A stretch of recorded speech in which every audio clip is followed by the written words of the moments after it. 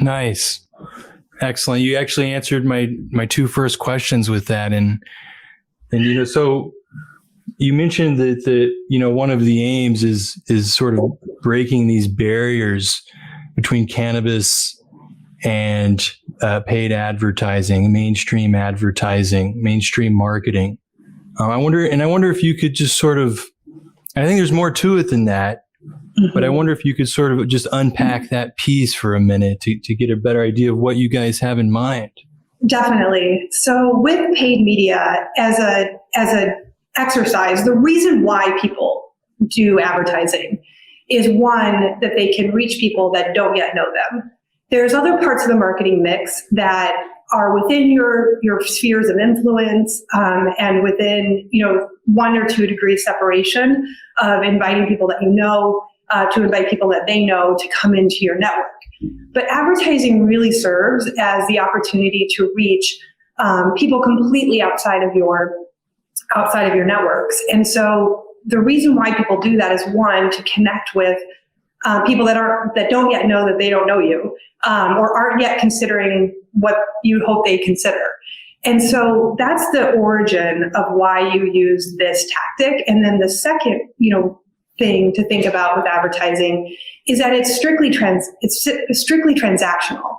And so it's the idea that you can pay to play to amplify your message as you'd like it to be received in particular markets at scale.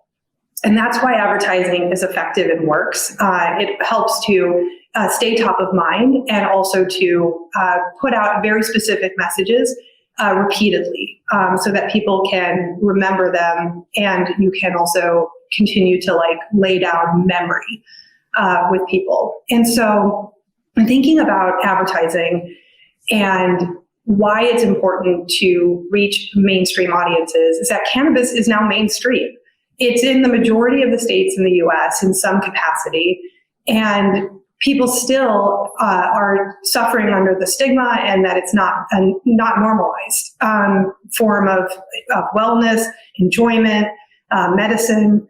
And so I'm thinking about, how do we use the incredible mechanism that is advertising to help spread some of these messages of normalization, destigmatization on behalf of the category as a whole. And so in thinking about the challenges of paid media, many of the known advertisers, and we've all been lamenting the embargo and the moratorium and being shut down and all of this, and censorship.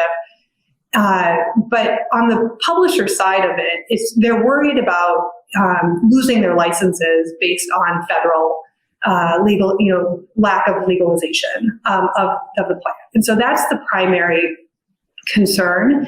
However, there are more and more publisher partners that are coming online.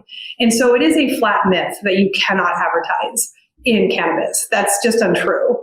There's plenty of places to advertise. And so it was important to us at the jump, as we launched the Cannabis Media Council, to partner with a major mainstream publisher. And that's where our partnership with Hearst came into play. And so for our origin, it was important for us to say, yes, there has been a history with Hearst and the cannabis industry, and they are fully acknowledging that they've gotten it wrong, as many people have gotten it very wrong about this plant. But as a business and as a company now, they want to get it right. And so that is the absolute heart of the Cannabis Media Council and the messaging that we want to put out. That while there's been massive stigma and myths and a mess around this plant, the reality is that now we have a chance to get it very right. And Hearst is like number 4 media company in the world. And so being able to reach consumers on trusted and beloved publications, and also throughout the US and at scale, is an incredible opportunity for us to write the messages that have been, percolating for and propagating for decades at this point. Man, so many things I want to follow up on there. Real quick though, maybe we could get Hearst to print their paper publications using hemp paper. I will certainly ask. That's a huge story. That could be a huge thing right there. Mm-hmm. And there's such Cannabis an Media opportunity Council. with hemp to be an industrial material. It is. Oh man, it's how we'll save the planet. Great. But man, we could talk the whole episode about that. Mm-hmm. But I think one thing I think we ought to touch upon here is that when you talk about advertising, it's more than just using mainstream technologies for cannabis brands to push their products. It's about using these technologies to get the right storytelling out there in terms of addressing, I think, a lot of the different plot holes across the industry, which the Cannabis Media Council has outlined as their guiding principles, whether it's safe access, encouraging regenerative agriculture, countering misconceptions, supporting federal legalization. So many different plot holes there, and they need to be addressed with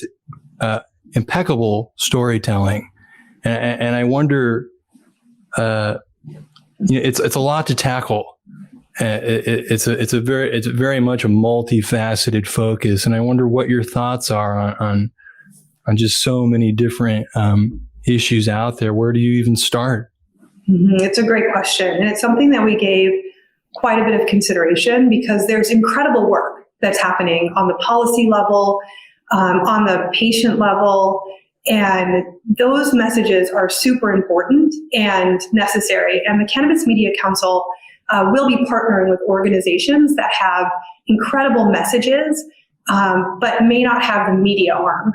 And so look for that from the Cannabis Media Council. And also we welcome organizations who are changing hearts and minds of the poll, are talking directly to policymakers, who are educating practitioners and physicians on how to recommend medical cannabis for their patients. We're highlighting patient stories, all of those excellent campaigns that have been in play and also effective to date. We welcome those organizations who may need a media partner to help execute campaigns on that behalf. So that's the first thing, is that there's an opportunity for a partnership.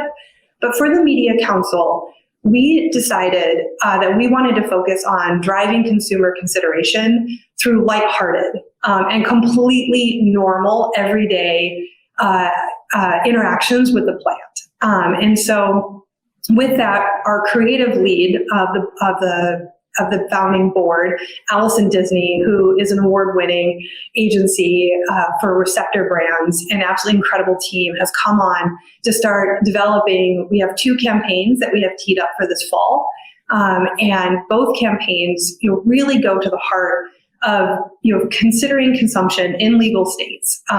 And a little bit of a teaser of how do we start to then even think about connecting with consumers is that the data shows us that even in legal states of adult use or medical, that the baby boomer generation continues to lag in terms of being the last consumers to start to engage with regulated cannabis businesses and brands. And so we developed our first connection and outreach to be specifically focused on reaching our boomers, to think about and consider cannabis. There will be other segments that we very much start to think about in terms of a consumer base. There's certainly lots of conversations and evolution going on in sports conversation. We also have within audiences certainly want to uplift our Canna moms and mothers who are looking for alternatives for wellness, but have really significant concerns about mothering and how they're perceived. And so the creative is going to be very much focused on those consumers. And just to name a couple, But also with that, taking some of the heaviness, out of this industry and letting it be a little bit lighter is a goal for us. And we think that humor is a way to storytell around this plant that is both accurate but also engaging.